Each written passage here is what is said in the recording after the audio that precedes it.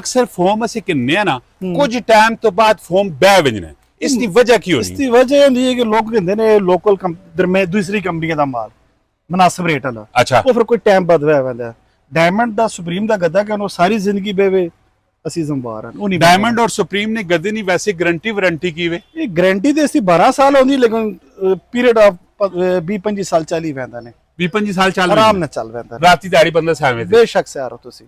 ਅੱਛਾ ਵੈਸੇ ਤੁਸਾਂ ਨਾਲ ਕੋਈ ਬੰਦਾ ਇਨਫੋਰਮੇਸ਼ਨ ਇਹਨਾਂ ਗੱਦੇ ਸ਼ਦਾ ਨਹੀਂ ਕਹਿਣਾ ਚਾਹਵੇ ਤੇ ਤੁਸਾਂ ਦਾ ਕੰਟੈਕਟ ਨੰਬਰ ਕੀ ਵੇ? 0321 983055। ਤੇ ਤੁਸਾਂ ਦੀ ਦੁਕਾਨ ਕਿਹੜੀ ਜਗ੍ਹਾ 'ਚ ਹੈ? ਇਹ ਫੈਸਲ ਮਾਰਕੀਟ ਅੜਾ ਦਰਬਾਰ ਨਰੀਪੁਰ ਵਿੱਚ। ਅਗਰ ਇਹ ਵੀਡੀਓ ਵੇਖ ਕੇ ਕੋਈ ਆਣਾ ਪੈਣਾ ਹੈ ਤੁਸਾਂ ਡਿਸਕਾਊਂਟ ਕੀ ਦੇਸੋ? ਸਰ 40% ਜਿਹੜਾ ਚੱਲ ਰਿਹਾ ਉਹ ਸਾਰਾ ਦੇਸਾਂ ਤੁਸਾਂ, ਯਾਨੀ ਕਿ ਜੋ ਐਕਚੁਅਲ ਪ੍ਰਾइस है उसने उत्ते 40% तुसा 40% या 40%। हाँ जी 40% तुसा डिस्काउंट मिलसी। हरिपुर ने विच इन्हां ने सेटअप है, एक दफा तुसा विजिट इत्थे जरूर करना।